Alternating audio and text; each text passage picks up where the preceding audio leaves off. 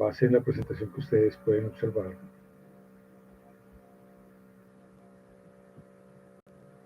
por obras, para que nadie se gloríe. Nadie puede ser salvo por obras.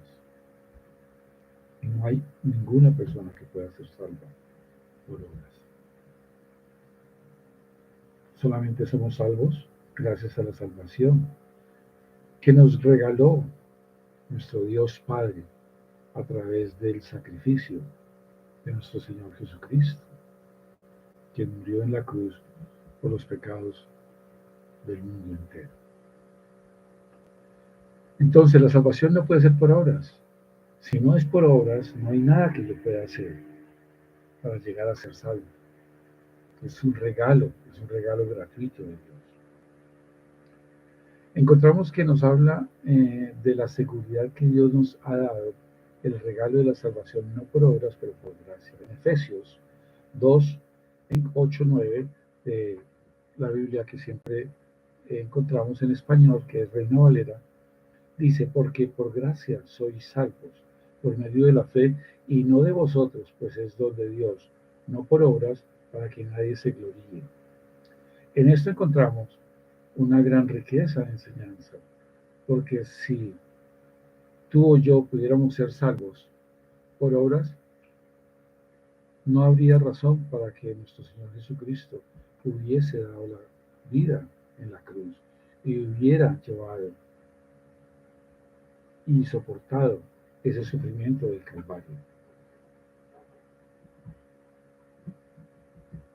Encontramos también en nuestro siguiente escenario que todos somos pecadores, dice la palabra en Romanos 3:10 y Romanos 3:23.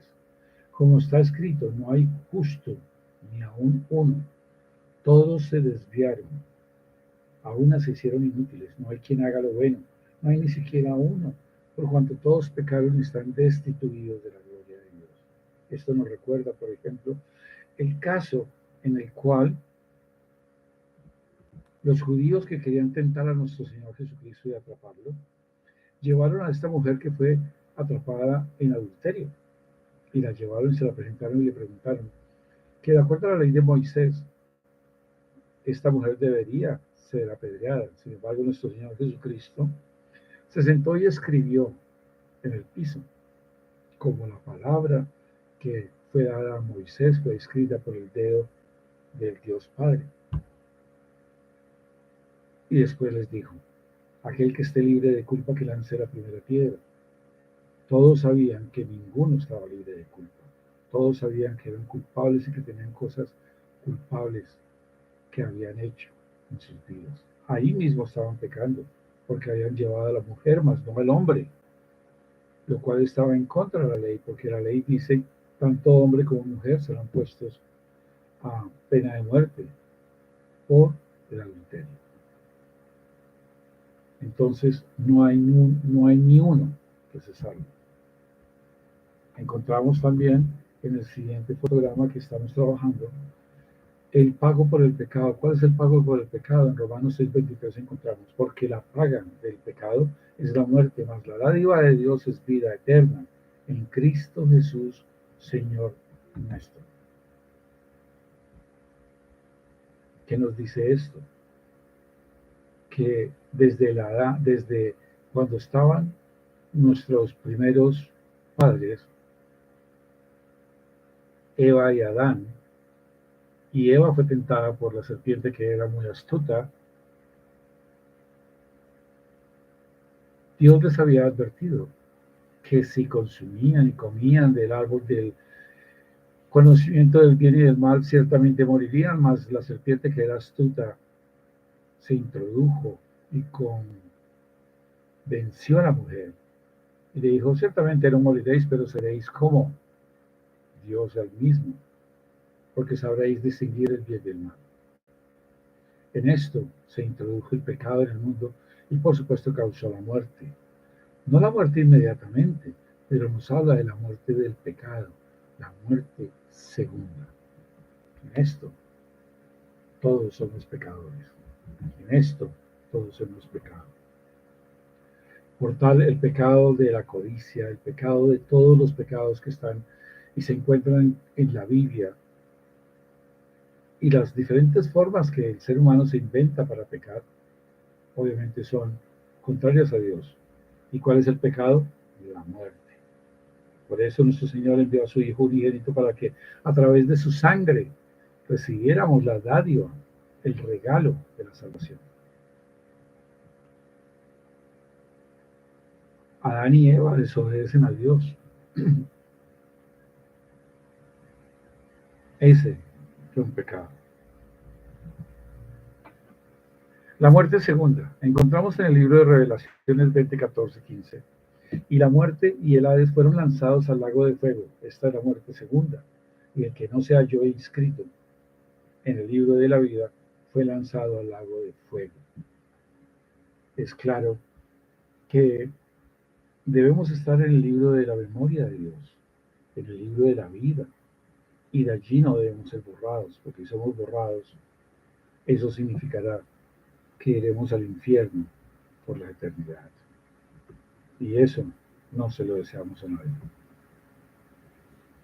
Dice, pero los cobardes incrédulos, los abominables y homicidas, los fornicarios y hechiceros, los idólatras y todos los mentirosos tendrán su parte en el lago que arde con fuego y azufre, que es la muerte segunda.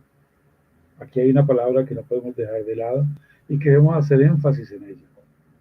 Todos los mentirosos. El ser humano miente por naturaleza porque está lleno de pecado. Entonces, mentir. Usted ha mentido, yo he mentido, todos hemos mentido. Eso es suficiente para la condenación. Pero nuestro Señor tuvo misericordia y nos dio salvación a través de nuestro Señor Jesucristo y de su sangre preciosa. Somos salvos pues por gracia, no por obras, porque cualquiera que guarde toda la ley, pero ofendiere en un solo punto de la ley, esto lo hace culpable de todos. Encontramos eso sobre las personas que se creen y que habitualmente uno escucha decir, no, yo no hago mal, yo generalmente soy bien, pago mis impuestos, doy mis diezmos, no hago nada mayormente pecaminoso. Pero en realidad, dice la palabra de Santiago 2:10 que por la gracia sois salvos por medio de la fe. Y esto no de vosotros, pues es don de Dios, no por obras para que nadie se gloríe. ¿Qué quiere decir esto? Que no podemos encontrar el camino a la salvación sino es a través de nuestro Señor Jesucristo, quien es la verdad, el camino y la vida. El regalo de Dios, porque por gracia sois salvos. En Romanos 5:8 encontramos más, Dios muestra su amor para con nosotros en que siendo aún pecadores, Cristo murió por nosotros.